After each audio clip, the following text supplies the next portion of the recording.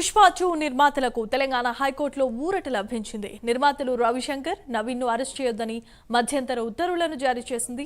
సంధ్యా theatre ఘటనలో నిర్మాతలపై నమోదు చేసిన కేసును కొట్టివేయాలని హైకోర్టులో పిటిషన్ దాఖలు చేశారు. అయితే థియేటర్ భద్రత తమ పరిధి కాదని నిర్మాతల తరపు లాయర్ కోర్టుకు తెలియజేశారు.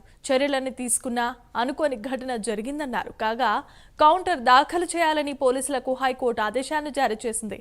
ఇక తదుపరి విచారణ 2 వారాలకు వాయిదా వేసింది. ఇదే అంశానికి సంబంధించి మరిన్ని అప్డేట్స్ ను మా కరెస్పాండెంట్ కుమార్ లైవ్ ద్వారా అందిస్తారు. కుమార్, చెప్పండి. Thank you Jemimah. ఏదైతే పుష్ప 2 రిలీజ్ సమయంలో జరిగిన తొక్కిసలాటకు సంబంధించి ఇటు మైత్రి మూవీస్ ప్రొడ్యూసర్ రవిశంకర్ అలాగే నవీన్ పై కూడా పోలీసులు కేసులు అయితే నమోదు చేశారు.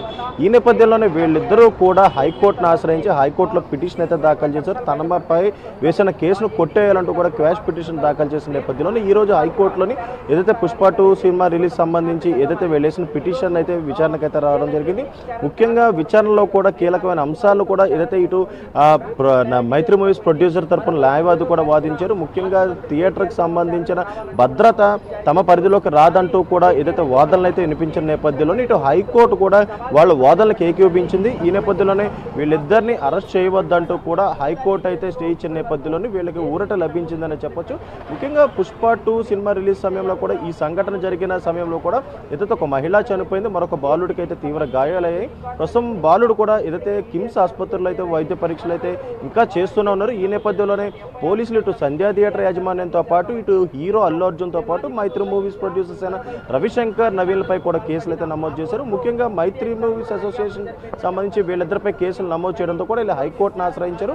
అలాగే మరొక పక్క హైకోర్టు కూడా వీళ్ళ వాదనలకు ఏకీభవించి ముఖ్యంగా అరెస్ట్ చేయవద్దంటూ కూడా స్టే అయితే ఇచ్చింది. అలాగే మరొక పక్క కౌంటర్ దాఖలు చేయాలంటూ కూడా ఇటు పోలీసులు కూడా ఆదేశాలు జారీ చేసింది. ఇప్పుడు ఈ కేసుని మరొక 2 వారాల తరపు కూడా వాయిదా కూడా వేయడం జరిగింది. ముఖ్యంగా ఇటు పోలీసులు కూడా సంధ్యా థియేటర్ యాజమాన్యానికి కూడా సోకాజ్ నోటీసులు పంపించిన నేపథ్యంలోనే ఇందులో కొన్ని కీలకమైన అంశాలను కూడా సంధ్యా థియేటర్ పోలీసుల ముందైతే పెట్టారు. ముఖ్యంగా 4-5 తేదీల్లోని మైత్రి మూవీస్ వారు థియేటర్ మొత్తం ఆధీనంలోకి తీసుకున్నారంటూ కూడా ఆ లెటర్లో పేర్కొన్న నేపథ్యంలోని ముఖ్యంగా పోలీసులు కూడా ఇటు మైత్రి మూవీస్ ప్రొడ్యూసర్స్ అయిన రవిశంకర్తో పాటు నవీన్ పేరు కూడా ఏదైతే వీళ్ళపై కేసులు అయితే నమోదు చేయడంతో కూడా వీళ్ళ హైకోర్టును అయితే ఆశ్రయించారు. ప్రస్తుతం హైకోర్టులో వాదనలు కూడా ముగిసాయి.